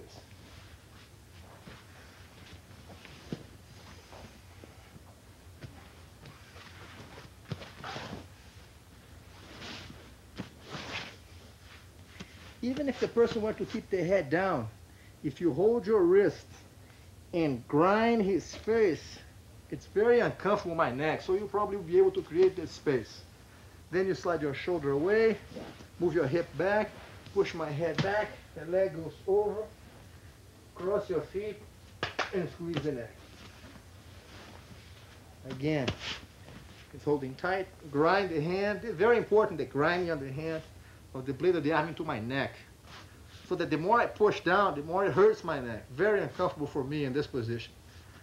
Squeeze your hip away, push the head back. Use your hands for balance. Mount the leg. Base with your hands on the ground. And you are back in the mounted position.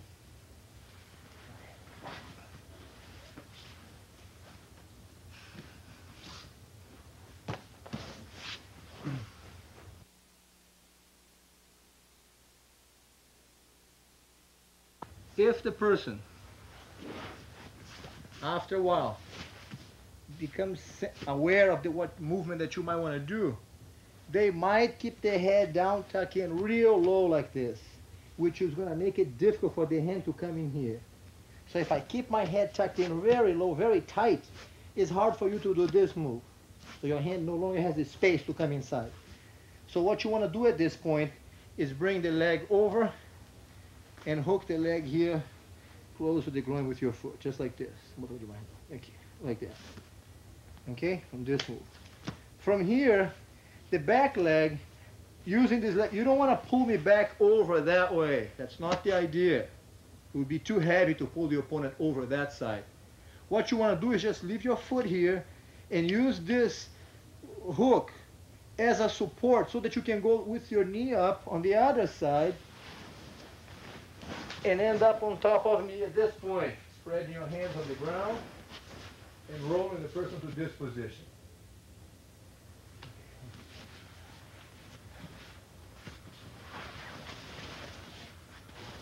So if he's got your neck in a headlock and he tucks his head down real snug, really tight, you hook the leg, roll over him, untangle that foot.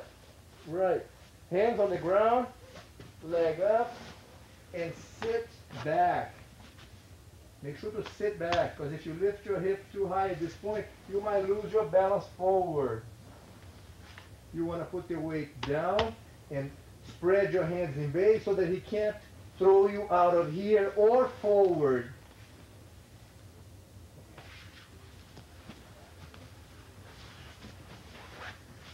When you get to that top position, you want to make sure to establish your position. There's no rush. He's not going anywhere.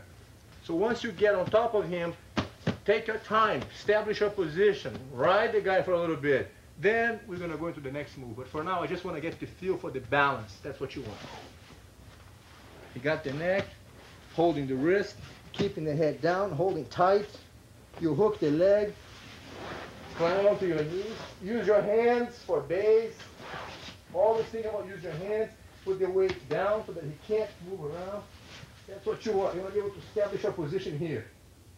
So that your hands are controlling and he can't get out. Okay. This side. Got you here on the back. Hold it back.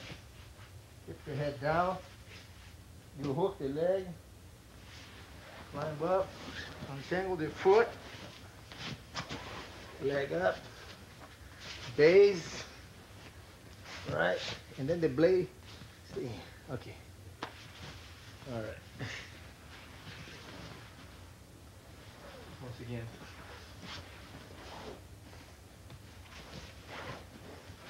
Ideally, back up for a sec, right? Ideally, as you practice the move, you don't want to wait for the person to grab your neck and then try to escape from here. This is a fight system, so as I get close to you, you should start turning now. Go. So by the time I get here, you're already ready for the opponent, huh? In other words, don't trust the person to come up to you, even in practice. When you say, okay, let me grab your neck, one sec. Don't let him grab your neck like this and start squeezing, and then you try to escape from this position. No good. So what you want to do is develop the habit of start turning right now at this point. So when the person gets here, you're already halfway out of it. Tuck your chin in, your head is protected, your neck is protected. I'm holding tight here, but the leg will come in. Roll over, untangle the foot, establish your base here, sit back so that he can't throw you forward. The arms are spread out, this arm and this arm. Move out like this so that even if he tries to jump now, all you want to do is ride along for a little bit. If he lets go and face you, you're mounted. Okay.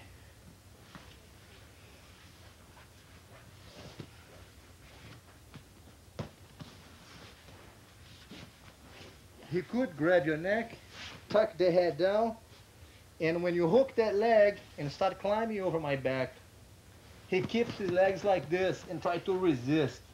But now, the weight of your shoulder will force my arm back. Hold the wrist and complete with a twist on the arm. Okay. Once again, please. If the opponent grabs your neck and holds you here, you hook the leg, climb up, use your hands for base, always, so that he can't push you back that way. The weight of your shoulder goes towards my neck, forcing my arm open, and then cranking the arm back this way. painful move, so be careful with each other's shoulder at this point. One, hook it in, base. The weight should be on my neck with your shoulder. Right. Okay. Other side, please.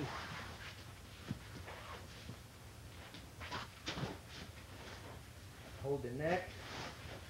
He hooks the leg. Climbs up. I'm trying to resist not to be turned over.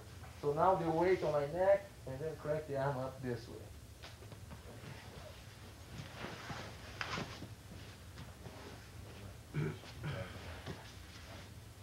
Lift the leg. Climb up. Yeah. The weight on the shoulder, on the arm, and then come up to the arm. Okay.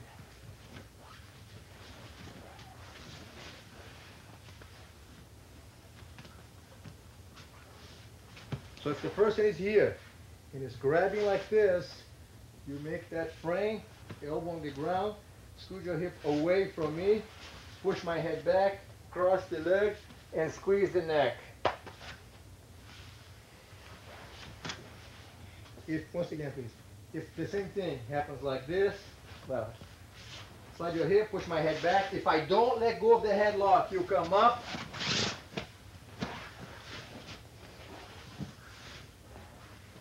step over, spread your hands in base, and you're on the top position, the mountain position. I wanna make a note of a point here. That when we are in this position, and hoist, hook the leg. I'm sorry. Make a note of this. When you're in this position, and hoist brings the hand around the neck, to do this, and scoot the hip away. Push my head back. The leg goes over. And I insist in holding this. 1 second. The aggressor is going to be so worried about holding your neck that you can pretty much take advantage of that. Notice how easy it is for Hoist to move me around.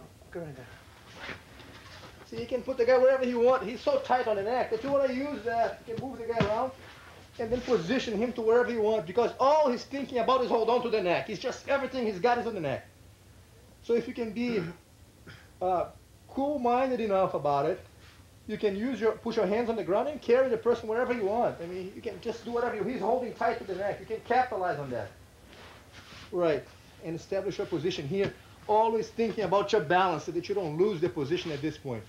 So take advantage of the fact that the person at this position, holding onto your neck, you can move him around, you can carry him wherever you want. Okay.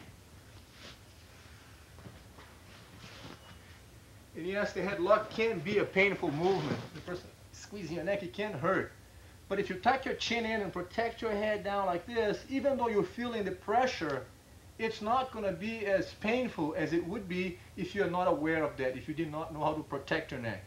So it's very important that we develop the habit of, as soon as a person gets close to you, immediately you want to turn sideways. So if I could, I would say for you to now on, sleep with your elbows here so that you can use this as a guideline to hold me at this distance. And anytime somebody gets close to you, that's what you want to do. Develop the habit of protecting your neck immediately. So by the time they get here, you are halfway safe in this position. Then the hand goes across the neck, but I tuck my head down too close. You can no longer put your hand through here. Then we hook the leg. Right. Climb over.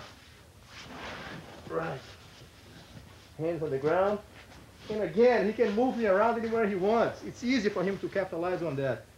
Because I'm just holding so tight on the neck, he can carry the opponent anywhere he wants. Okay.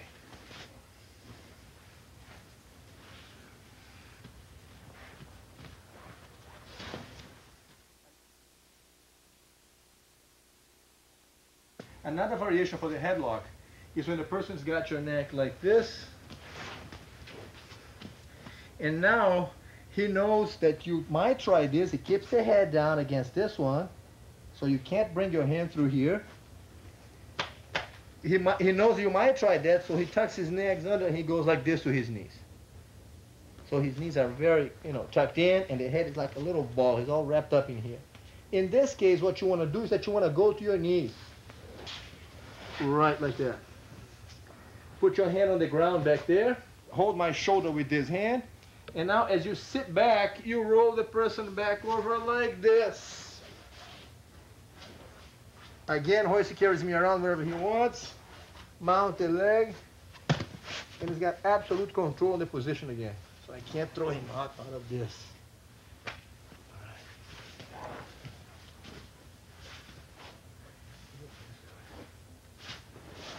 So got him on the headlock on the side like this. And to prevent the blade across the neck, I'm tucking my head down real low. To prevent the hook on my leg, I'm tucking my knees in. So he goes to his knees, holds my shoulder with one hand, kind of hugging towards him, put the other hand on the ground, and now he sits back, carrying him like a ball to the other side, shooting the leg over, spreading the hands on the ground in base, and again, easy to maneuver the person to whichever side he wants. Now, if I let go, he would simply be mounted again on the mounted position. Okay.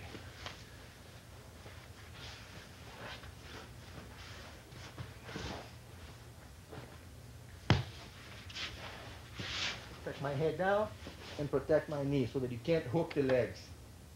That's what I'm at. You can't hook the legs. Can't push my head up. Goes to his knees, hold my shoulder.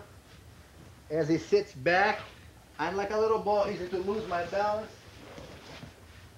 Right here, and in this position, mount the leg over, spreading the hands on the ground so that he's got total control of the person here again.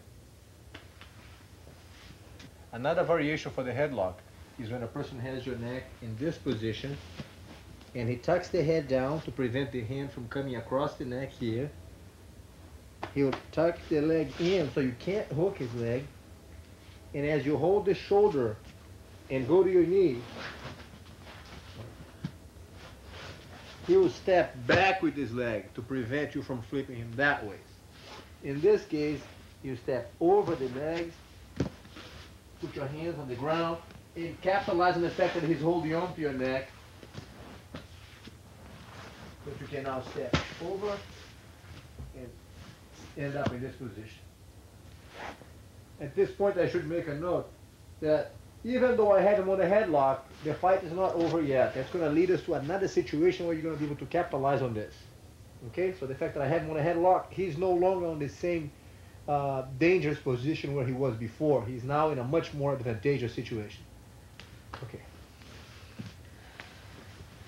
Just a little bit on the side here.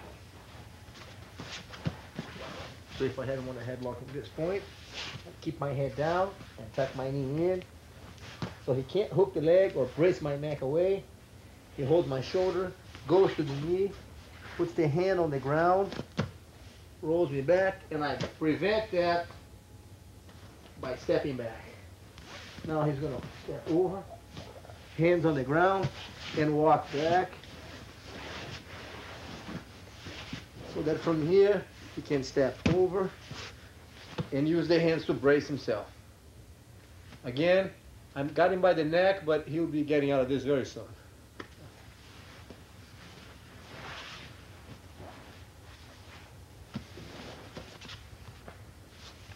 One. That's it.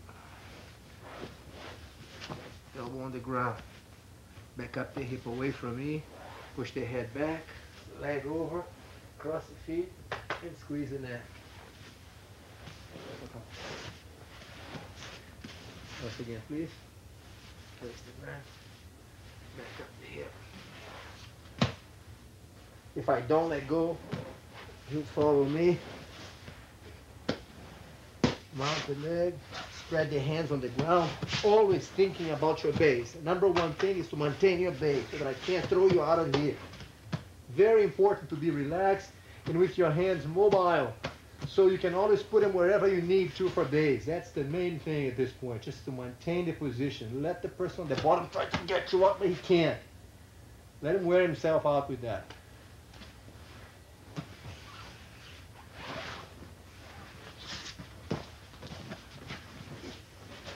If I hold the neck and tuck my head down so that the hand can't come in, you hook the leg, go to your knee. Use your hands for base. Like that. Rolling back to this side. Remember that if the person at this point would just let go and turn, you'd be mounted. If leg in place.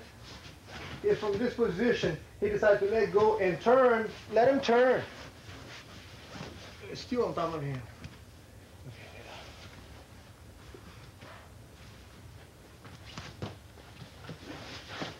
If I hold the neck and keep my head down, when you hook the leg, I keep my base spread out so that you can't come up. He goes to the knee and dives the shoulder on my neck right here. It's very uncomfortable. And as he looks away, my arm, you have to let go of the grip and then complete with the arm lock. Cranking the arm back.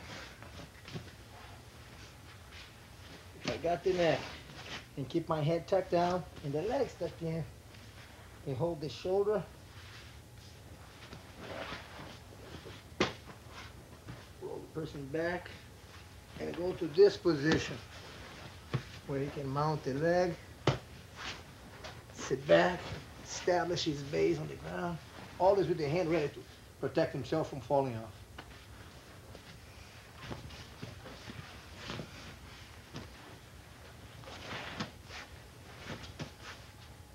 Hook the leg. I spread my base.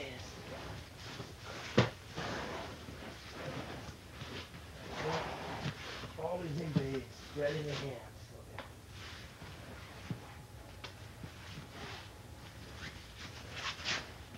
If I keep my head tucked in and he climbs over, and as he's about to roll me back, go.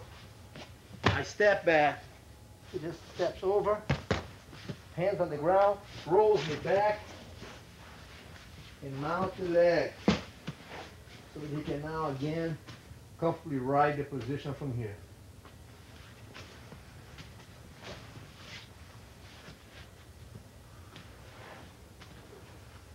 If you ever find yourself with a person holding on to your neck, and as you turn sideways, he is really putting a lot of weight that way, take advantage of that. And mount. Right there.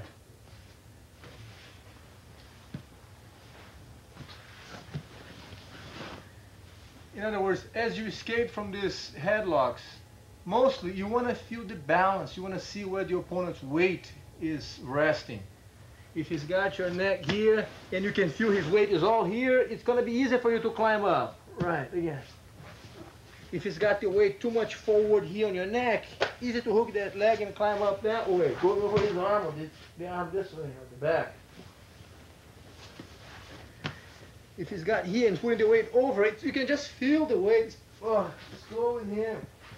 And then mount the leg, always ending up in base with the leg mounted and the arm spread out so that he can't throw you out of this.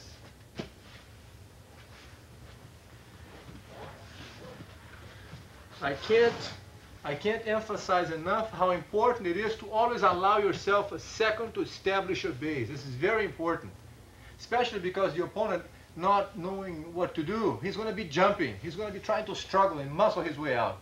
If you tighten up and tense up and try to use strength against him, it's easier for you to lose your balance at that point. But if you can be relaxed and just observe what he's doing and take your time, establish your base, you have a much better chance to succeed in all these techniques. Not only that, but also the fact that he's going to wear himself out a lot quicker because he's spending all this energy while you're just resting and riding along with him. So that's what you must keep in mind as you're practicing with your partner. And also be careful that when you're practicing, it's good that you pretty much allow each other to execute the technique so that you don't hurt each other's neck and that kind of thing very much. So when you get a partner to work with us, in these movements, hold the neck, but hold the neck not to crank his neck and, hurt too much, but just to hold the neck so that he has a chance to feel the position, to get used to get accustomed to how to escape from that kind of hold. And because you have a little more strength on your arm than he has on the neck, so you just want to hold, kind of relax, so because you want to make it easier for him to learn. And then when you reverse the position, he'll do the same thing to you. It's not worth trying to resist and tighten up too much in the beginning so that you don't have your neck hurt and you have to spend some time without practicing these techniques. Huh? You want to get the most out of this. So the hand is here on the neck like this, tuck your head in, so that if you can't do one, you're going to find always going to be an opening to do something else. So for example, if I'm holding horse's neck like this and my leg is preventing from, there's another chance right here. Then he scoots the hip away, the leg comes over. If I insist on this, he just immediately goes for the next move. Always capitalizing on whatever is available. That's what you want to do. Then from here he would mount the leg. If my leg is on his way, he clears the leg out of the way and mounts. Always thinking about the base at all times. Establish the base. Remember, we'll be getting out of this one here real soon. Okay.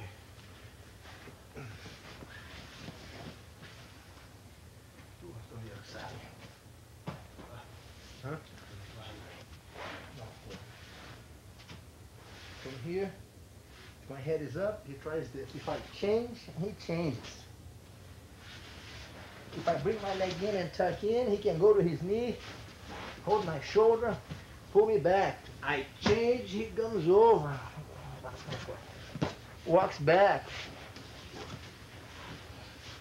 Push the knee out of the way and mount the leg, establishing the base. If I let go and turn, he can stay with me here. Okay. We're now going to see these techniques applied at regular speed.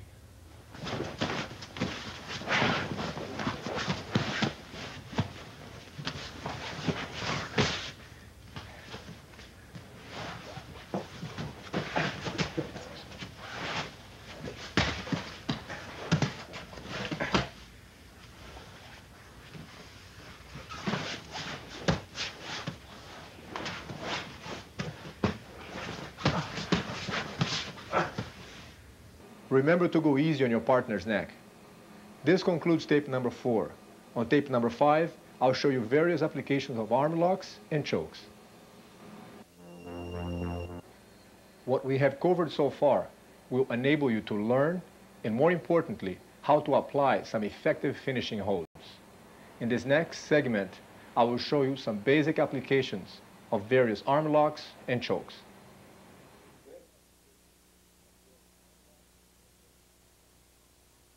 Initially, when you find yourself mounted on the opponent at this point, you can have his arm like this, elbow on the ground, and with the hand you go under, hold your own arm, or shall I say, hold your own wrist, and then lift the elbow up and drag the hand down. So from here, you drive his wrist down to the ground, the second hand goes under, hold your wrist, and drag it down. You want to keep your elbow next to his ear and be sure not to use your thumb. No thumb. So you grab like this, elbow down here. This hand will go under, and then from here lift the elbow up, and like a paintbrush you should slide his hand down towards your knee. 1,